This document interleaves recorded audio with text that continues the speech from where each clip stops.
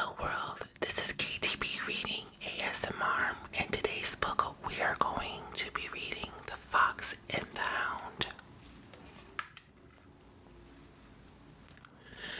This is a story of two unlikely friends who found out that caring and friendship could last a lifetime. One spring morning, a kind widow named Mrs. Tweed found a surprise under her laundry. "Oh, a little baby fox," she cried. "Have you been abandoned?" She gently picked up the cub and carried him into the house. "I will take care of you," said the old lady. "Your name is Todd." Down the road from Mrs. Tweed lived a hunter named Amos Sled. The same day Mrs. Tweed found Todd, Amos brought home a surprise from his old hound, Chief. It was a baby hound. His name was Copper, said Amos. "You and I will take care of him and teach him how to hunt."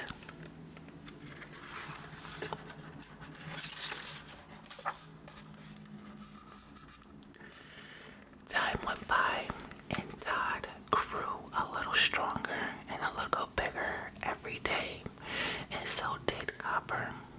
One morning, Todd wandered out of the farmhouse and into the woods. He was busy sniffing all an exciting new scents when all of a sudden he ran into Copper, who was also out sniffing. "Oh good, someone to play with," thought Todd, and he politely said hello. "He's a funny looking dog," thought Copper, "but he looks friendly." So he said hello back. Soon the fox and the hound were very good friends.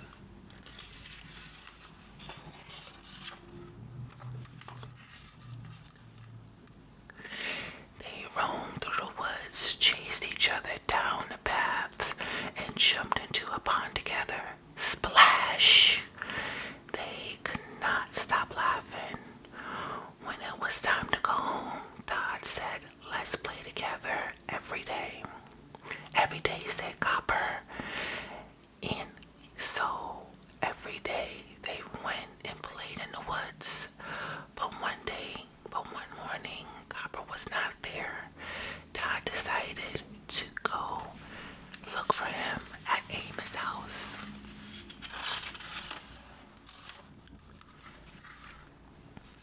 Todd found his friend tied to a doghouse made from a barrel.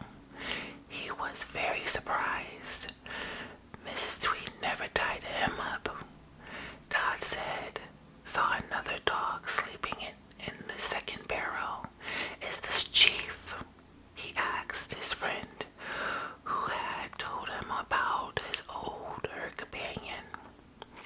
"He must be very kind, Daddy," he added, as he stepped around to give Chief a friendly hug. But the old hound smelled fox and woke up howling. He leaped towards Todd and chased the frightened little fox through the yard, dragging his barrel with him and barking madly. Todd ran right into the chickens. Squawk, growl with a ratchet. The little fox leaped over the fence and jumped into Mrs. Tweed's approaching truck.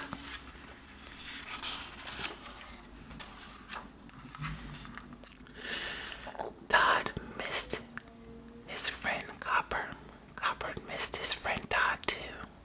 The days were long and boring without Todd to play with. Then one day, Copper saw Amos and Chief with the car. Come on, Copper," said Amos. "It's time to teach you to hunt." The same morning, Todd sneaked away. What a wonderful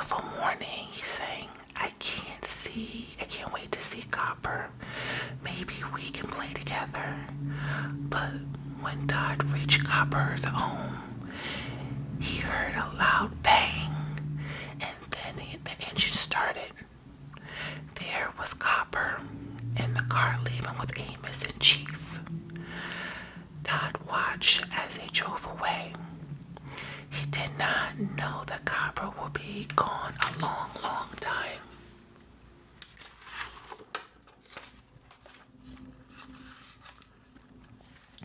The days flew by and winter slowly gave away to spring, and the leaves grew back on the trees, tender and green. Flowers sprung up in the yard, and the birds chirped in the yard side.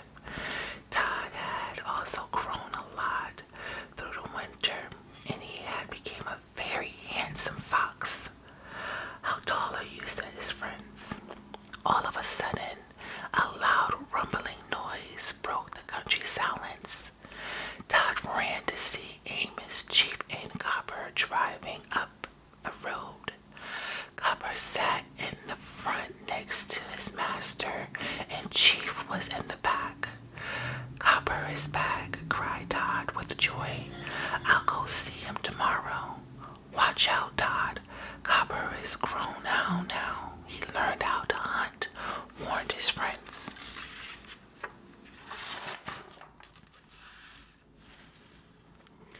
That night, Todd slipped out the house.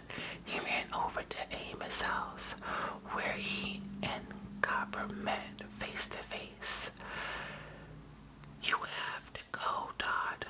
I am a hound now, and I hunt foxes.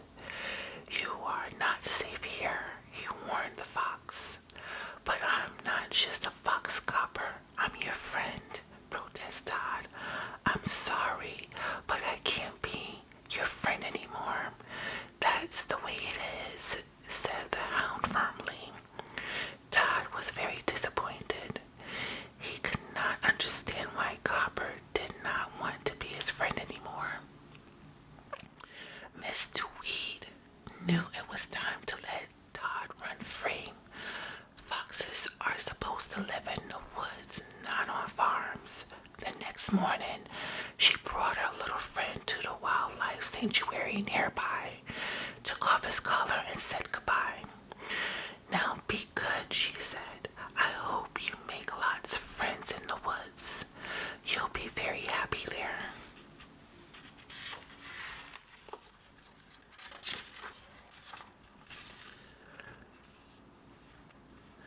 Meanwhile, Amos and Copper went out hunting for foxes. Copper picked up Todd's scent and chase was on until they ran straight into a huge grizzly bear. With a great roar, the bear raised himself onto his hind legs. Amos screamed in terror. He started to run away, and he stepped into a trap that closed on his foot with a loud snap. Amos screamed in pain, and this sent Copper into action. The hound jumped onto the wild bear, snarling and biting. Todd heard a roar and snarling. "That's Copper!" He ran over just as Copper had gotten hurt by the angry bear. Todd raced to him to help his friend. He didn't care that Copper had become a hunting dog. He was still his friend. Todd jumped on the bear and bit his ear. He led a enraged bear away from Copper and Amos towards a rotten log bridge. The log bridge broke, sending the bear into the water below. Todd had saved Copper and Amos.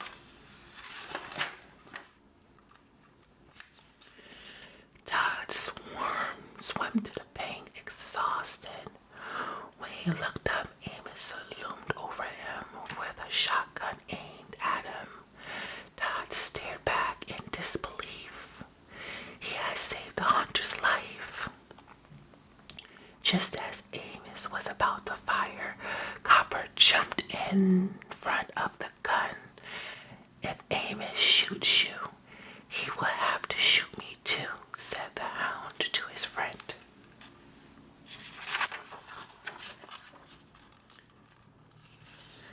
Amos lowered his gun and said, Copper, you're right. Your friend should go